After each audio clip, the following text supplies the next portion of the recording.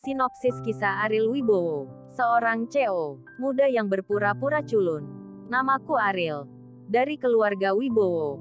Aku meninggalkan keluarga Wibowo karena aku diusir oleh nenekku. Karena dia merasa aku tidak bisa menjadi pewaris keluarga Wibowo.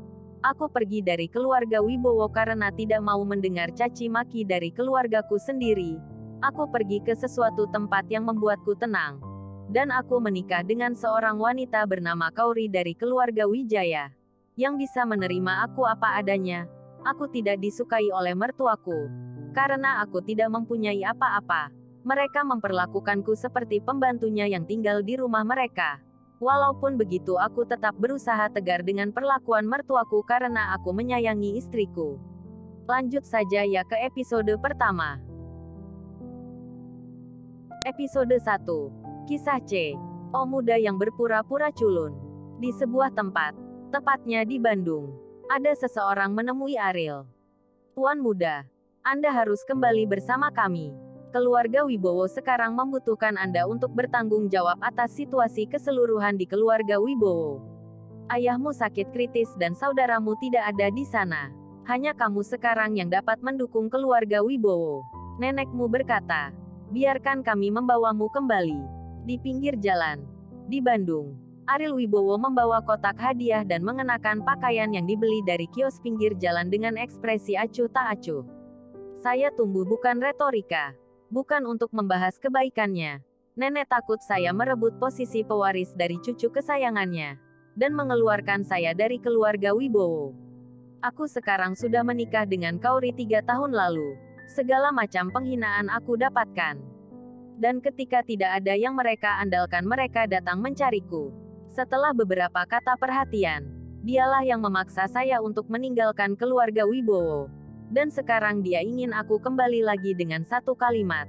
Ketika dia mengusir saya seperti seekor anjing. Apakah mereka lupa? Aku hanya ingin menjadi bajingan dalam damai sekarang. Jangan ganggu aku," kata Ariel Wibowo, lalu mengambil langkah dan pergi. Meninggalkan sekelompok orang saling menatap. Keluarga Wijaya. Keluarga kelas 2 di Bandung. 3 tahun lalu. Ariel malu seperti anjing. Ayah Kauri dari keluarga Wijaya yang secara pribadi merujuk pada kontrak pernikahan. Pada saat itu, sebuah pernikahan mengejutkan seluruh kota Bandung. Tetapi penyebab sensasi adalah bahwa Kauri Wijaya menikahi orang yang tidak mempunyai apa-apa. Hanya seorang sampah, itu direduksi menjadi lelucon untuk seluruh kota awan. Identitas sebenarnya dari Ariel hanya diketahui oleh ayah Kauri dari keluarga Wijaya. Tetapi 2 bulan setelah pernikahan, ayah Kauri meninggal karena sakit. Sejak itu, tidak ada yang tahu identitas Ariel di keluarga Wijaya. Dan dia juga menjadi anak yang tidak berguna, dan di Cap tidak ada identitas. Dalam 3 tahun terakhir, Ariel Wibowo telah diejek dan diperlakukan dengan dingin. Namun, dibandingkan dengan diusir dari keluarganya sendiri, yang bahkan lebih mengerikan. Dalam hidupnya hal semacam ini sudah biasa baginya, dan sudah menjadi kebiasaan untuknya. Hari ini adalah hari ulang tahun nenek keluarga Wijaya. Ariel dengan hati-hati memilih hadiah yang tidak bernilai tinggi dan ditakdirkan untuk ditertawakan. Adapun kejadian yang baru saja terjadi di keluarga Wijaya, Ariel ditertawakan. Iparnya pandai berdalih. Meskipun dia bisa menyenangkan neneknya, dia sombong dan mendominasi. Hidupnya kacau. Dan kecelakaan akan terjadi cepat atau lambat. Mungkin, ini adalah hari untuk menghancurkan keluarga Wijaya. Tapi apa hubungannya denganku? Aku hanya menantu dari rumah ke rumah yang ditolak oleh keluarga Wijaya. Kembali ke Villa Wijaya. Sosok cantik berdiri di pintu. Dengan cemas. Kauri Wijaya.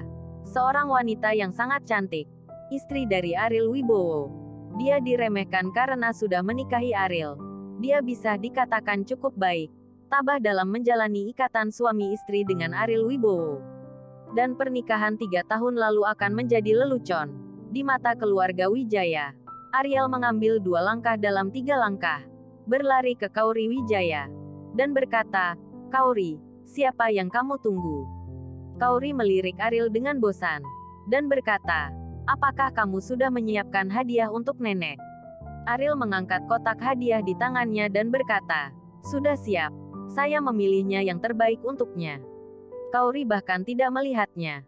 3 tahun yang lalu, saya tidak tahu apa yang dibuat kakek saya. Dia harus membiarkan saya menikahi Ariel dan juga membiarkan Ariel menjadi putranya. Apa yang membuat Kaori Wijaya semakin bingung adalah bahwa sebelum kematian kakeknya masih memegang tangannya dan memperingatkannya untuk tidak memandang rendah Ariel. Selama 3 tahun, Kaori Wijaya tidak tahu apa sampah ini layak menjadi pertimbangan khusus kakek. Jika bukan karena reputasi keluarga Wijaya, dia pasti sudah menceraikan Ariel Wibowo sejak lama. Tunggu nanti. Jangan bicara omong kosong. Semua kerabatmu akan ada di sana hari ini. Dan kamu pasti akan diejek dan dicemooh. Kamu tahan. Dan jangan bertindak. Aku tidak ingin kehilangan muka karena kamu. Kaori mengingatkan. Ariel Wibowo tersenyum dan mengangguk. Tampak acuh tak acuh. Melihat ekspresi Ariel Wibowo, Kaori tidak ingin melihatnya. Dia tidak memiliki latar belakang dan sedikit kemampuan nyata. Selama 3 tahun, dia tidak pernah melakukan apapun sebagai kepala keluarga di rumah kecuali menyapu lantai, mencuci pakaian, dan memasak. Ariel tidak puas dengan sikap Kaori, karena keduanya menikah tanpa dasar. Dan itu adalah hal yang sangat tidak adil bagi Kaori untuk menikahinya, sehingga dia dapat memahami Kaori. Mereka berdua berjalan ke ruang tamu. Dan hampir semua kerabat keluarga Wijaya ada di sana. Dan itu sangat ramai. Kaori, kamu di sini. Hari ini, ulang tahun nenek. Mengapa kamu datang terlambat? Itu tidak akan menyiapkan kejutan untuk nenek. Kerabatnya dengan hangat menyapa Kaori dan mengabaikan keberadaan Ariel Wibowo sama sekali. Ariel, yang terbiasa menjadi papan latar, tidak peduli. Namun, selalu ada orang yang tidak puas dengannya. Sepupu Kaori, yaitu Andika. Setiap kali dia bertemu dengan Ariel, dia pasti akan mempersulit Ariel Wibowo. Dan dia akan menurunkan derajat Ariel Wibowo menjadi 0. Bahkan nama Ariel di Bandung sudah jelek karena Andika. Dan dia sering mengatakan hal-hal buruk tentang Ariel di luar. Ariel, apa yang kamu pegang? Bukankah itu hadiah untuk nenek? Andika memandang Ariel sambil tersenyum. Benda sebesar itu dibungkus kertas kado. Pasti murah. Ya, Ariel mengakui secara terbuka. Andika mencibir dan berkata, benda apa ini? Pasti itu dibeli dari kios pinggir jalan. Ariel menggelengkan kepalanya dan berkata, saya membelinya dari toko souvenir. Meskipun dia tulus, apa yang dia katakan itu benar. Itu menyebabkan raungan tawa. Dan ekspresi Kaori membeku. Dia tidak menyangka bahwa dia akan malu pada Ariel saat dia tiba di rumah. Tapi biasanya saat ini, Kaori tidak berbicara. Dia memperlakukan dirinya sendiri dan Ariel Wibowo sebagai anggota keluarga. Dia tidak peduli betapa malunya Ariel Wibowo, selama dia tidak membicarakan topik itu. Kamu sangat lucu, nenek yang ulang tahun ke-80 hari ini. Kamu siap untuk memberi hadiah. Jadi tidak keberatan. Di sebelah Sohail pergi ke meja kopi ruang tamu. Diisi berbagai hadiah istimewa semacam ini sangat berharga pada pandangan pertama. Dibandingkan dengan kotak hadiah dari Ariel Wibowo, itu sangat jauh berbeda. Lihat apa yang saya berikan kepada nenek. Andika mengeluarkan sekotak teh. Apakah kamu tahu berapa biaya teh ini? Rp880.000. Kata Andika dengan bangga, kepada Ariel. Haha, bagus. Ariel Wibowo melirik Kaori. Kaori sudah memperingatkannya sebelumnya. Dan berbicara lebih sedikit. Jadi dia juga menjawab seperti kata-kata emas. Andika menjelaskan bahwa dia ingin menunjukkan keunggulannya di depan Ariel Wibowo dengan hadiahnya. Dan melanjutkan, ampas teh ini lebih mahal daripada hadiahmu. Kamu bilang ya, sampah. Ariel Wibowo tertawa tanpa mengucapkan sepatah kata pun. Seluruh ruang tamu dipenuhi dengan cibiran. Meskipun Kaori memutuskan untuk tidak berpartisipasi dalam urusan Ariel Wibowo, dalam analisis akhir, Ariel Wibowo masih suaminya. Dan memiliki pernikahan dengan sertifikat. Bahkan jika dia tidak pernah membiarkan Ariel Wibowo menyentuhnya selama 3 tahun. Dan tidak seperti suami istri yang sebenarnya. Tetapi Ariel dipermalukan di depan begitu banyak kerabat. Dan dia tidak bisa menahannya. Andika, ini hampir selesai. Itu urusanmu jika kamu punya uang. Tidak masalah seberapa mahal hadiah yang kamu berikan untuk nenek. Kamu tidak perlu memamerkannya, kata Kauri dengan ekspresi tidak senang. Ariel Wibowo menatap Kauri dengan heran. Ini adalah pertama kalinya Kauri membantunya dalam 3 tahun, selama mereka dikatakan menikah. Pamer, Kauri. Apa yang kamu katakan salah? Apakah aku harus pamer di depan tempat sampah? Aku hanya berpikir dia tidak menghargai ulang tahun nenek. Dan kamu. Dan dia bodoh dan tidak punya uang untuk memberi hadiah. Apakah kamu tidak tahu bagaimana membantu? Lagi pula, sampah ini juga hanya menumpang di keluarga kita. Atau karena kamu tidak memperhatikan ulang tahun nenek? Andika mencibir. Kamu, wajah Kauri merah. Keluarganya memiliki status terendah dalam keluarga Wijaya dan kondisi kehidupan terburuk.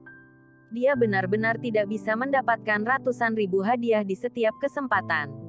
Pada saat ini, Andika tiba-tiba berdiri, berjalan ke sisi Ariel Wibowo, dan mengendus. Apa yang kamu lakukan? Ini hadiah untuk nenek. Bisakah kamu mencium bau sampah ini? Andika berkata dengan marah. Ariel mengerutkan kening dan berkata, semakin lama teh ini, maka akan semakin harum. Juga karena alasan inilah semakin lama ada di pasaran, semakin mahal harganya. Karena itu, banyak vendor menggunakan vintage untuk sengaja menaikkan harga. Teh juga dibagi menjadi teh mentah dan teh matang. Teh di tangan Anda terutama hijau dan hijau tua, yang dapat dinilai sebagai teh mentah. Teh mentah memiliki tak tertandingi rasa teh yang dimasak. Tetapi teh mentah yang baru dibuat memiliki kafein teh, yang berbahaya bagi lambung dan usus. Sangat menjengkelkan dan perlu dituakan dalam waktu lama. Semakin lama periode penuaan, semakin sedikit kandungannya. Tapi teh kue di tanganmu. Karena sengaja menua, masa penuaan jauh dari cukup. Setelah minum, pasti akan membahayakan tubuh. Aku sampah, katamu, tapi sifat kamu jelek. Dan kamu bahkan membahayakan kesehatan nenek. Bukankah itu lebih bajingan daripada aku? Ariel berbicara dengan keras, menunjuk ke Andika. Seluruh keluarga Wijaya di dalam villa itu sunyi. Tunggu episode selanjutnya.